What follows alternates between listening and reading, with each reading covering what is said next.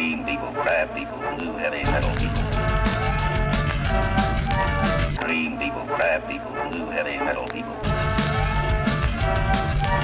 Green people, crab people, blue heavy metal people.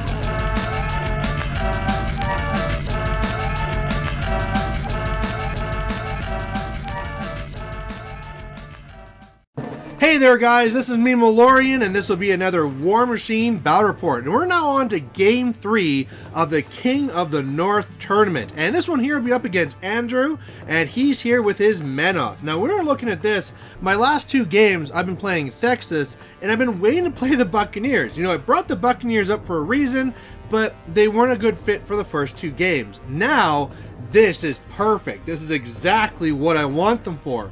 Menoth is slow. Menoth does not have great ways to sneak past you. And so I thought this is the time. Not only that, but I am playing on Incursion, which is exactly what I want to be playing into, right? Something where I can go and score lots and fast and get that game over with. That's what the Buccaneers are all about, and that's why they're here. So he's doing Sevy2. I've heard a lot of nasty stuff about Sevy2 and Mark III, but as it turns out, his feat does pretty much nothing to me because it only works on warrior models that are non-casters, and all I have is a caster, Jax, and Anastasia, who's going to stay off the board until she's ready to run onto a flag. So she's an ambushing, and right now Sevy2 has no feat, and I think that's awesome. So I won the initiative to go first or second, and I decided that I want to go first because he has the Idrians, so he has some advanced deploy there, and to me that's alright. I mean, he's going to have those. If I went second, he could actually get in there and contest. Now I can go up there and I can engage those Idrians right away. So on my first turn, I put the Death Ward up onto the Talon to boost its armor and be able to pick where the damage goes. Iron Aggression goes on to the, what do you call, Nomad there. There you go. You know, the big stompy thing that's not a Buccaneer. So now he gets to run for free and he gets to boost attacks and all that stuff. And then I gotta figure out for Magnus. And I decided that, you know, Menoth, he doesn't really have a lot of shooting going on. So I'm gonna go with Blur. You know, sometimes I might make it so I'm going to knock myself down, but I'm not super worried about his shooting taking me on, especially because he'll be so engaged. So I'm going for the Blur tactic. Now, this picture is pre-feat, but after feat, badoosh, it looks like this. So I am engaging him. I probably should have stayed a little bit back from some of the other things. I mean, the thing is about Buccaneers is that I don't really care so much about being charged now because I have set defense, so even if you charge me with your elite guys, it's still pretty hard to hit me. The Reckoners, I want to be kind of out of their range, so they can't really get to me. You know, they can charge 9, I think it is. Maybe it's just 8. I don't know. Yeah, it can't be 9. They're not speed 6. They can charge 8, and then they can threat, you know, 10. So the way it works is that I can't really stay out and engage, so that's why the one Buccaneer number 1 is up there to try and take the charge from the purple one, because I don't want the Talon dealing with that. He wants to take little crappy attacks from the Idrians, and otherwise I'm just up there waiting to see what he does. And what he actually decided to do is a little bit of slamming. I was a little bit surprised. He, you know, on the left, he does some running around, some charges. Over here with the purple Reckoner, he actually slams that Jack into the other one. I think that was kind of a waste because I can just stand them up and they'll go right back in. So whereas he could have like attacked and destroyed a Buccaneer and then bought attacks against the Talon, now I didn't really get too much done. The other Reckoner came in. I think it did a shot to my Nomad, a little bit of damage there, nothing too bad. And then otherwise what he did is he put a Defender's Ward onto his Idrians, so they're +2 defense and all that cool stuff. And so some of them are actually now able to sneak by, because that makes them defense 15. I'm only mat 5, so even boosted, I need 8s to hit. And so a lot of them just kind of like snuck by and kind of tried getting in my way. I guess that was kind of the idea with the slam, is that you want to slam and then jam with the Idrians. But the way it is, it shouldn't be too bad at all. And so he was able to destroy one Buccaneer, but, you know, that's kind of expected. And best yet, he killed his clock. This first turn of him, you know, this is what happens. He has never seen these Buccaneers before, didn't expect this, and it took him 20 minutes just for this first turn. So, you know, even though this is seeming like a perfect situation just in general, now Death Clock is certainly in my favor. So on my turn, what I basically do is load up all of my Buccaneers, and they just start stabbing. So they just start going crazy and stabbing all these Idrians. I'm able to kill, more than half of them, so that's looking great. I load up the one Nomad, and he goes over the one Reckoner.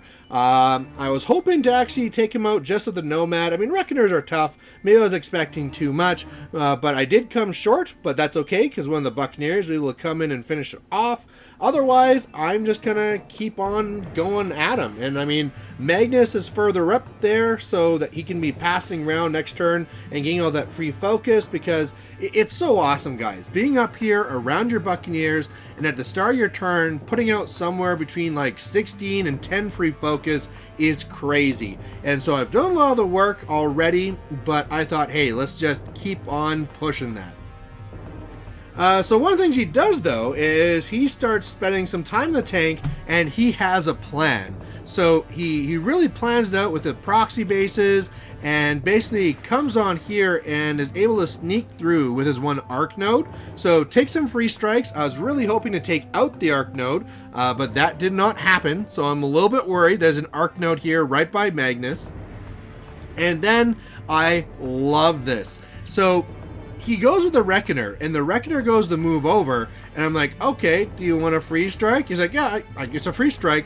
So I take my free strike with the Talon, which stationaries the Reckoner, and it's like, yeah, you're done. So he really, really wanted to take this shot with this Reckoner on a Magnus, but now he can't because he's stationary. So I was starting to feel a lot better. But unfortunately, it wasn't enough. Sevy goes, casts some spells, and then the Redeemer shoots, and I'm dead. And I gotta say, I was so upset right now. So upset. This is not a game that I should lose.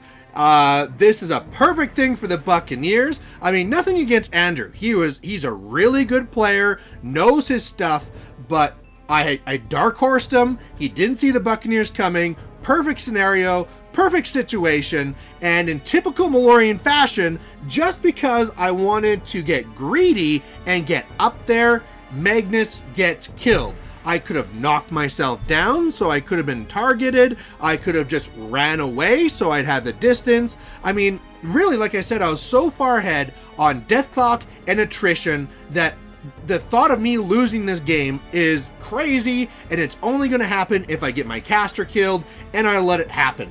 I tried to try really hard to hold it back and be like, oh my god, how the hell did I lose this game? But, yeah, there you go. So, rant over.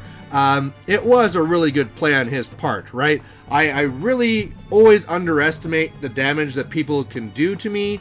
Sevy doing his spells and going and blasting me. He had to get rid of Blur first. Like, Blur was a big deal for him, but he does have the Hex Blast or whatever it is with Severius, so that once he hits me, that goes away. And so if he got really unlucky and that missed and blah, blah, blah, then I would have survived maybe. But the thing is like, wow, I really underestimated the range capability of Menoth. In Mark II, they had the Choir for the +2 to hit, and now that they don't have the +2, it seems like, I'm totally fine. No, you gotta respect that.